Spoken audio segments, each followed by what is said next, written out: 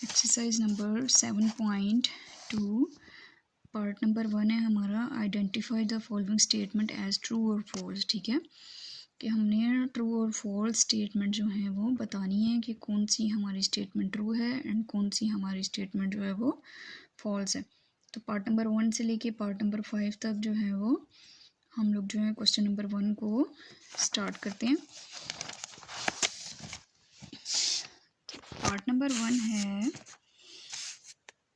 Question number 1 का part number 1 हम लोगों के पास क्या है।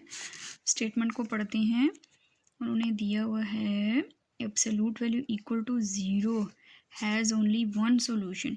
कह रहे हैं कि इसका जो है वो सिर्फ और सिर्फ जो है, देखिए अगर हम एब्सोल्यूट वैल्यू का हम सॉल्यूशन निकालें तो एक्स का हमारा सिर्फ एक ही, 0 का हमारा जस्ट एक ही सॉल्यूशन होता है। ठीक है, अगर कोई और वैल्यू होती तो उसके दो सॉल्यूशन हमारे पास निकलते हैं, लेकिन 0 का एक ही सॉल्यूशन, पॉजिटिव नेगेटिव कुछ भी नहीं होता। ठीक है, इस वजह से ये हमारी जो स्टेटमेंट है वो है ट्रू। फर्स्ट स्टेटमेंट हम लोगों की ट्रू है कि 0 का एब्सोल्यूट वैल्यू जस्ट 1 ही होता है, एक ही सॉल्यूशन होता है। तो फर्स्ट वाला पार्ट हमारा ट्रू है। पार्ट नंबर 2 है all absolute value equations has two solution. कह रहे हैं कि तमाम की तमाम एब्सोल्यूट वैल्यू की जो सॉल्यूशन आते हैं इक्वेशन के वो दो सॉल्यूशन आते हैं।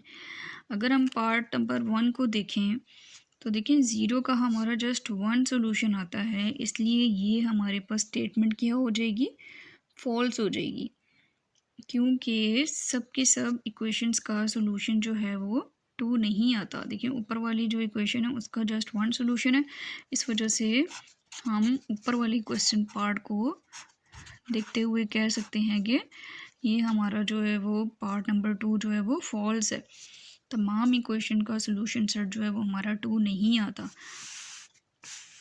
पार्ट नंबर 3 में the equation absolute value equal to 2 is equivalent to x equal to 2 और x इक्वल टू -2। हाँ जी, वो कह रहे हैं कि एब्सोल्यूट वैल्यू का जो हमारे पास वैल्यू आई है, x की जो वैल्यू आएगी हमारे पास वो 2 और -2।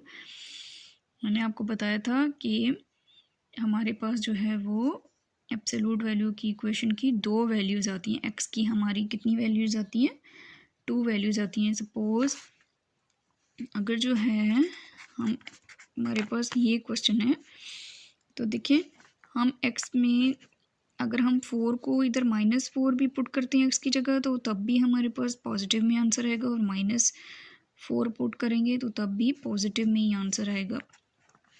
तो इसका क्या मतलब है कि x की वैल्यू हम एब्सोल्यूट को हटाते हैं तो हमारे पास +-4 हो जाता है, जिसका मतलब है x इक्वल टू +4 और x इक्वल टू -4। तो देखिए हमारे पास जो है वो दो वैल्यूज़ आई हैं, तो इस हिसाब से हमारा जो है वो पार्ट नंबर 3 ट्रू हो जाएगा। द इक्वेशन एब्सोल्यूट वैल्यू दी हुई है x-4 equal to -4 has no solution.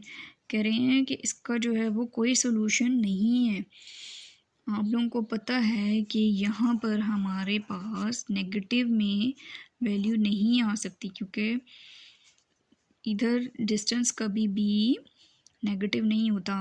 Absolute में हम क्या शो करते हैं, डिस्टेंस, किसी भी चीज़ का हम 0 से डिस्टेंस फाइंड आउट करते हैं, और डिस्टेंस कभी नेगेटिव नहीं होता। आप लोगों ने पीछे लेक्चर में पढ़ा होगा, सुना होगा, इसलिए हमारे पास यहाँ पे नेगेटिव वैल्यू नहीं आनी चाहिए। तो ये हमारा जो है वो स्टेटमेंट फॉल्स हो गई है। ठीक है, पार्ट नंबर 5 इसमें कह रहे हैं कि एब्सोल्यूट वैल्यू उन्होंने हमें दी equal to 5 is equivalent to 2x -3 equal to 5 और 2x + 3 इक्वल टू 5। लेकिन देखें क्वेश्चन में किस तरह से होता है कि बार्स